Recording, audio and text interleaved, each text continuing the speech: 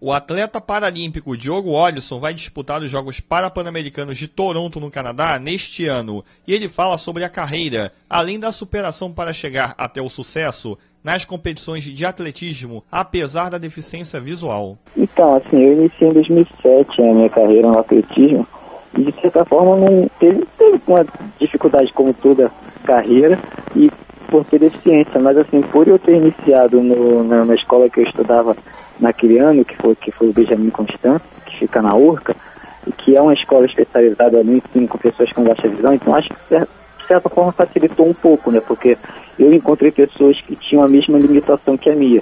Então eu via pessoas cegas que se superavam todos os dias, eu pensava, poxa, por que eu também não posso me superar? Então isso acabou meio que me servindo como espelho, sabe? Eu acho que essa questão de ter outras pessoas com deficiência, com a mesma limitação que a minha, eu acho que acabou me inspirando a também superar as minhas dificuldades. E você foi destaque das Paralimpíadas Escolares e do Circuito Brasileiro da modalidade. E atualmente também tem se destacado no Superstar Esportes. Como foi para você conquistar esse status no esporte? Então, eu acho que tudo foi devagar, assim, com um passo de cada vez. Não veio, assim, do nada. Acho que foi com muito trabalho. Como você mesmo disse, eu tive como destaque Paralimpíadas Escolares, depois um campeonato regional de adulto, depois fui para uma etapa nacional adulta também. Então, assim, eu fui por etapas, eu não fui queimando etapas, que eu acho que foi interessante. Então, isso me deu um suporte legal para chegar no adulto. Hoje já sou adulto, competi quando ainda menor de idade no adulto. Então, quando eu completei 18 anos, estou com 22, competindo no adulto hoje em dia, acho que por ter competido lá atrás, me serviu, acho que bastante como preparação, né? Porque assim, eu já estava enfrentando eles desde das categorias de base. Então, quando eu cheguei numa idade adulta, eu já estava mais do que experiente. E o superar veio me dando um suporte, né? Como eu falei, veio com um passo de cada vez. E hoje, graças ao superar, eu tenho um patrocínio da Unimed Seguros que dá todo um suporte necessário, né? E como foi vencer nos 100 e 200 metros T12 competindo sem guia no Open Paralímpico Internacional realizado no Complexo Esportivo do Ibirapuera, no evento que aconteceu em abril de 2013?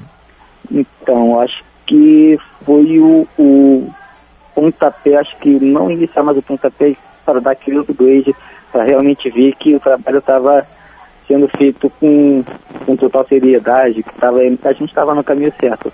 Porque o Open hoje Internacional de São Paulo, que é a etapa do Brasil, ela é considerada a mais forte entre os Opens. Existem entre os Opens que ocorrem em outras localidades ao redor do mundo, e o Open de São Paulo é o que mais atrai os atletas. Tem campeões paralímpicos, campeões mundiais, e eu consegui me destacar dentre esses campeões vencendo 100 metros e o 200 também. E agora ano passado e esse ano eu também consegui me sagrar campeão dos 100 metros novamente no Open. E o que você pode deixar de lição para aquelas pessoas que têm alguma limitação e desejam ingressar no esporte paralímpico?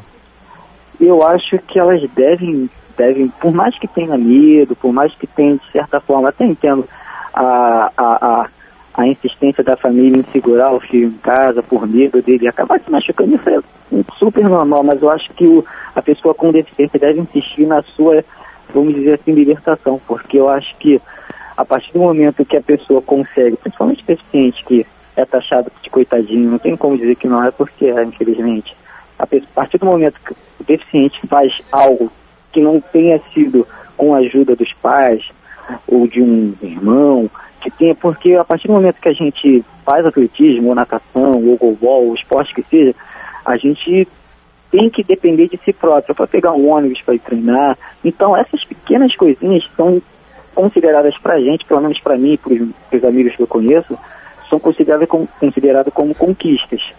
Então eu acho que tem medo, tem uma certa insegurança, mas eu acho que eu sugiro que eles venham fazer esporte, ou façam um curso, ou um trabalho, o que seja. Eu acho que o importante de mais nada é conquistar, conseguir algo pelas próprias mãos, porque eles vão ver a sensação de liberdade que é.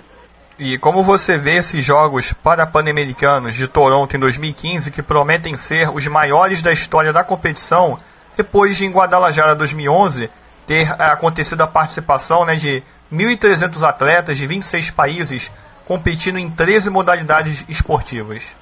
Eu tenho um carinho enorme assim, por essa competição, porque foi a primeira competição internacional da minha carreira. Eu participei em Guadalajara bem novinho, com 18 anos, consegui a 5ª colocação na época, e eu vejo como uma preparação total, porque assim, esse ano não só o Parapan, a gente tem o Mundial, e ano que vem, que é o objetivo maior, é a Paralimpíada. Muita gente pergunta qual é a expectativa da Paralimpíada, e eu sempre respondo da seguinte forma: eu acho que a Paralimpíada é uma cereja do bolo.